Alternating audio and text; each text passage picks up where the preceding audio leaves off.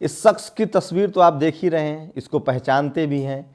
ये सबसे कम उम्र का ब्राह्मण है जो देश में अंधविश्वास, कर्मकांड और गरीब लोगों को ठग रहा है। नमस्कार, मैं शंभू कुमार सिंह और आप देख रहे हैं नेशनल दस्तक। नमस्कार, मैं शंभू कुमार सिंह और आप देख रहे हैं इंडिया इंटरनेशनल न्यूज। इस शख्स का नाम है धीरेंद्र शास्त्री। नागपुर से ये भाग गया। दरअसल वहाँ ये दरबार लगा रहा था। इसका दावा होता है कि ये आपका खोया हुआ सामान लौटा देगा। इसका दावा होता है कि ये अगर बीमारी को छू मंतर करके भगा देता है। इसका दावा होता है कि ये आपकी कहानी खुद ब खुद जान जाता है। जबकि इसका हर वीडियो गौर से देखेंगे तो ये शख्स सबका नाम पता पूछता है। अब इस शख्स को बिहार के शिक्षा मंत्री प्रोफेसर चंद्रशेखर ने सरेआम ट्वीट करके कहा है कि ये शख्स बिहार आकर दिखाए, इसको गिरफ्तार कर लेंगे। आपको पता है ये शख्स कहाँ रहता है? ये शख्स रहता है मध्य प्रदेश में, जहाँ नरोत्तम मिश्रा जो वहाँ के गृह मंत्री हैं वो इसके सामने नतमस्तक होते हैं, जहाँ नितिन गडकरी भी नतमस्तक होती हैं और पूनम पंडित भी इनसे आशीर्वाद लेके आती हैं। ये तीनों में खास क्या है? ये तीनों ब्राह्मण समाज से हैं। दरअसल ये बाबा नागपुर गया था, अंधविश्वास फैला रहा था। वहाँ अंधविश्वास उन्मूलन समिति के लोगों ने इसको चैलेंज किया 30 लाख रुपए का कि तुम जो दावा करते हो उसको सिद्ध कर दो, हम आपको 30 लाख रुपया देंगे।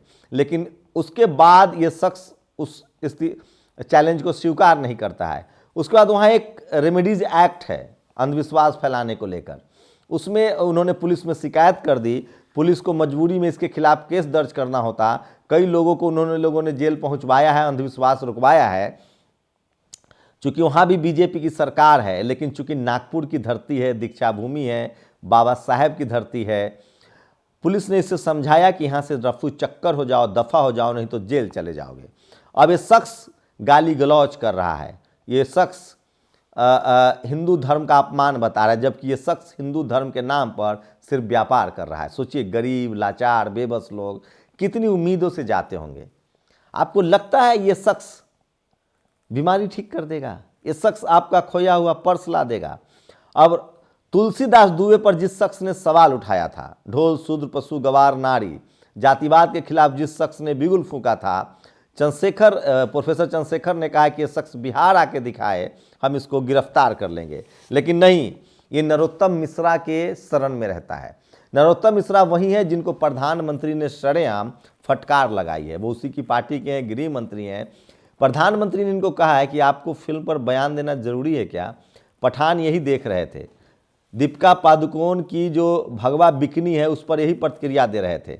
नरोत्तम मिश्रा लगातार उन्माद फैलाते हैं, हिंदू मुस्लिम करते हैं।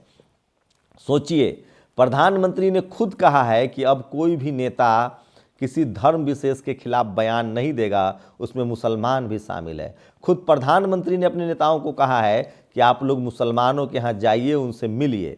आप सोचिए कि खुद बीजेपी के नेता कह रहे हैं कि अब सिर्फ 400 दिन बचे हैं। तो ये सोचिए, धीरेंद्र शास्त्री मध्य प्रदेश में रहता है।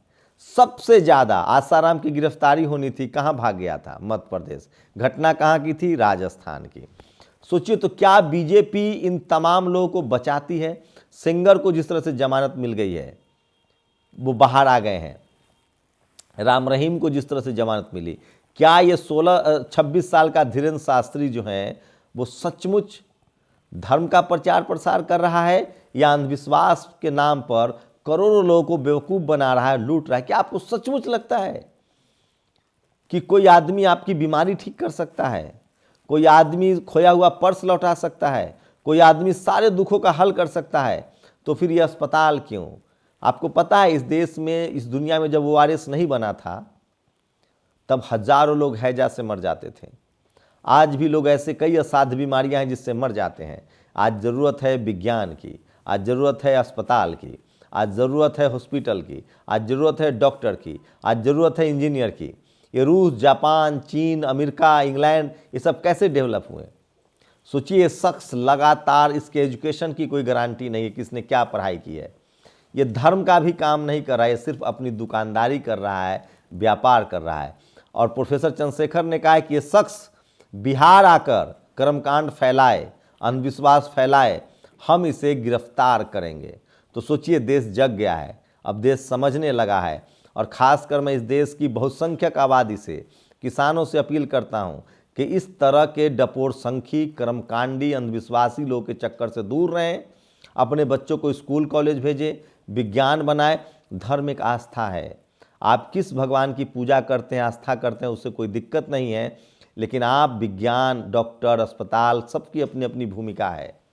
ये शख्स सरेआम लोगों के मानसिक दोहन कर रहा है, उनके इमोशंस के साथ बिजनेस कर रहा है, और इसीलिए प्रोफेसर चंद्रशेखर ने कहा है कि अगर ये बिहार आते हैं तो इनकी गिरफ्तारी होगी। अगर ये शख्स ईमानदार होता, इसकी दिव्य शक्ति होती और ये चमत्कारिक पुरुष होता तो ये नागपुर से भागता नहीं, और नागपुर से भागने के बाद ये मध्य प्रदेश आकर प्रेस कॉन्फ्रेंस करता है और कहता है कि ये लोग धर्म के दुश्मन हैं। धर्म के दुश्मन नहीं है, ये लोग कर्मकांड के दुश्मन हैं। ये लोग जिस तरह से आप इस तरह के जो अंधविश्वास फैला रहे हैं उसके दुश्मन हैं। भारत का संविधान भी इस बात को कहता है कि अंधविश्वास का खात्मा होना चाहिए। उन तमाम नेताओं को सोचना चाहिए जो लोग अपने राजनीतिक स्वार्थ के लिए ऐसे लोगों को बढ़ावा देते हैं। यकीन मानिए, आज भी इस देश में बलि ले ली जाती है। आज भी इस देश में माँ तांत्रिक के चक्कर में पड़कर अपने बच्चों को जान मार देती है। आज भी लोग बहकावे में आकर धन संपत्ति प्राप्त करने के शॉर्टकट तरीकों को चलते बलि देते हैं। इस तरह के अंधविश्वास से दूर रहिए।